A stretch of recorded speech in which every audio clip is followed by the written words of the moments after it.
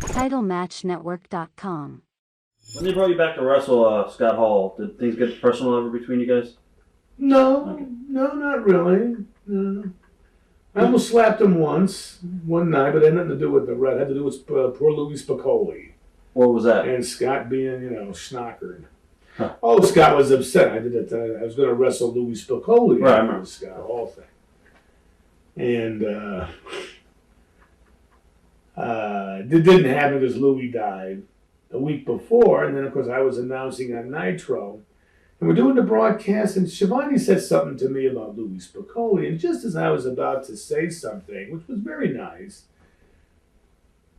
the director came in the headsets and started saying, "Don't say anything about Louis Spicoli and the family and the death." Because they didn't want certain things to be said because it was a bad death. It was an OD. Right. It wasn't like the poor guy got in a wreck. Right. OD. Right. And Turner didn't want, So as this guy's yelling at my ear not to say nothing, I didn't know what to say. I said, well, out of respect for everybody, I just won't say anything. Right. And poor Scott was all upset about, Louis dying, so he comes down drunk one time to the bar. I rarely go to bars. Right. I'm the only guy that don't drink. So I'm sitting there talking to a couple people, and old Scott is schnocker. He's wasted. And he comes over, and he's starting to say something. And I'm kind of ignoring him. And then now he's asking for it. He went over the line, and then he starts pushing it. And he's got a bottle in his hand, and he's drunk. And I let it go because I like Scott. And all of a sudden, something happened. He pushed the wrong button. Right. And I was gonna snatch him. And something happened in my eyes because I changed. And all of a sudden, Arn jumped up and grabbed Scott and just took him away because he knew he was about to get killed. Huh. But it wasn't nothing. It was just a bad night for Scott. But nothing ever personal in the ring because they know I'd kill him. Right. Going back to the infancy of Bischoff, was there a lot of jealousy when Hogan came in? Because I heard when Hogan left, Vince offered him $4 million or something, but I heard Bischoff gave $29 million that first year when they went to the 12 pay-per-views. I wouldn't believe that. I don't know what Vince. I don't know what the deal was with Vince and Hogan. The only thing I know is this. It just kind of worked out the way it was. We had this idea with the New World Order and the invasion angle with Scott Hall. Eric had it laid out one way. It wasn't good. I changed the whole beginning and reprogrammed the whole beginning of the New World Order. I did it right there on a Monday Nitro in front of a bunch of people. And that's when we had Scott Hall come down and bust into the ring, and we did it right. But Eric would listen, so things worked out right. Hogan was in before that. If you remember, they brought Hogan in before as a good guy. Right. And they had ticket tape. Yeah. And Hogan. And the bad thing with Hogan was it didn't get over. Right. It didn't get over. They had Rodman in or something. All kinds of stuff. But it just didn't get over. And then when the New World Order got hot, Hogan's the one that wanted to switch because he knew that would keep him alive. Right. But when they first brought Hogan in before the New World Order as a babyface, it wasn't. Sullivan, I think, those guys. And they had some stupid, but then they were going off they started going off in these stupid directions, following what Vince was doing with these skits. Now that you mentioned that, I remember some of this nonsense, and I was fighting it. I was saying, what are you doing? I mean, Hogan comes in and they have these skits. Now, Hogan's walking around in the middle of nowhere. Remember this one? Somehow, he gets lost. He falls down a hole and winds up in a cave. Oh, with Prince Ayakea sitting in an underground cave. He doesn't know where he is. However, the cameraman happened to be in the cave. Sure, yeah. It's bad stuff. So the whole thing is so corny. It's not even realistic. Yeah, that's the point. Why are they still doing it? Right. They're still doing it. It's unrealistic. Yeah. It's stupid. The fans don't want to see it, so why do they keep... The biggest fight I have with TNA is the skits. You know what I hate? It's like you watch... We got any time for wrestling. Hey, cut out the skits. Exactly. Remember Scott Hall. Scott Hall, my buddy. I think I'm a big influence in Scott Hall's early career. He kept saying that. And then he just did some other interview with somebody where someone said he talked about me a lot. Because I was one of the guys that had some of his very early matches when he came into the AWA. And I think that after working with me in the ring, he was like amazed how easy it was and how easy it was to do things to make the people go absolutely crazy. And so we got along good. You know, Scott Hall is one of these guys that had a great charisma and a great look, but I think he had a problem with success. You know, a lot of these guys that came into the business don't love it. I came into professional wrestling because I loved it. And it didn't matter to me if I made money some years or didn't make money. I didn't think about getting hurt. I didn't care about not being home, or being a gypsy. It didn't bother me because I was a wrestler.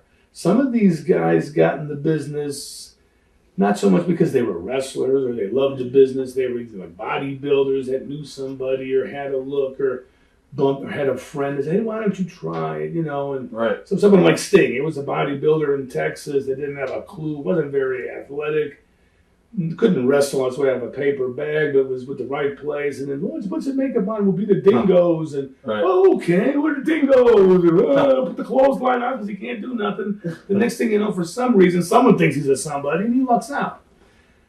But, but then he kind of snapped and now he's seen the light and he's a preacher. He's a nice guy, Steve, but he didn't love the business. He just wound up in it. And I think Scott Hall was another one of these guys that liked it, but there wasn't the love. And then when you get to be a star, the pressure of it and the responsibility you have is not what you wanted in life. And that's why I think some of these guys can't handle the pressure of being a top guy. Right. And then they drink too much or they do too much of this. And I think Scott's cleaning up. I hope he'll be okay because I like the guy. He's a nice guy, but some guys just, they like to be it. But the responsibility of being a top guy is different. In fact, one of the reasons that this business is in a flat, stale shape it is because our stars of today don't love the business.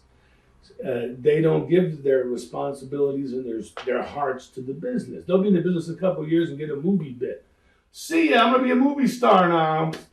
So you leave the territory without a hero, because now you're a movie star. Huh. Or you get a big break for a couple of years, and I don't want to do this anymore now, boom, and so you're gone. So now they make stars, they make a bunch of money quick, but they don't love it, so they don't pass the torch. They don't get the responsibility of showing up to keep the business going, to build up the next generation. Right. Bruno, there was times that me and Danucci would pick Bruno up out of the car and carry him into the arena because he couldn't walk.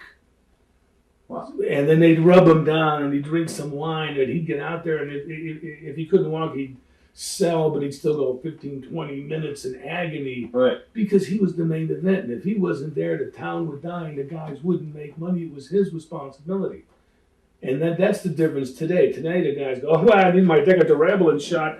Can't possibly show up tonight for my clothesline, so I don't care if the house dies. No, I've got a contract. And unfortunately, we got these guys that's how it was then.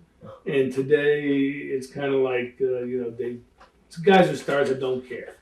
Too bad. Where do you think WWE got their fire lit on their ass from the competition? They just got better. No, they didn't get any better. The WCW the programming got killed.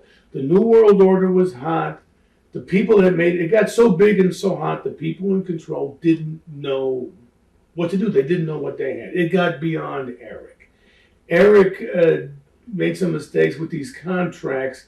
And the guys, what we talked about before in terms of being the top guys with responsibilities, weren't responsible. They killed the program. They killed the ingredient that makes wrestling work. They killed the heat. Instead of some of these prima donnas doing what they had to do because they were making a lot of money and they were responsible, they sat home and said, hey, I have a doctor's note. My elbow's sore. Here's my contract. I'll be back in 6 months. Keep the checks coming.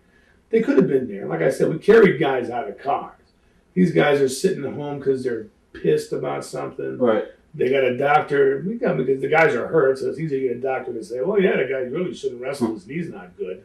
Well, we know that. Right. But you're making $1 million. Why don't you show up anyway? No, we're not going to show because I'm not happy.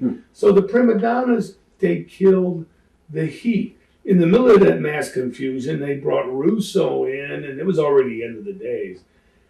But the whole program was killed. People are chanting Goldberg. Who's the heavyweight champion of the world?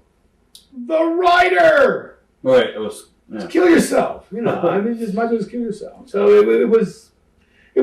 Believe me, Vince did not win anything. Vince didn't get any better. WCW just got bad. TitleMatchNetwork.com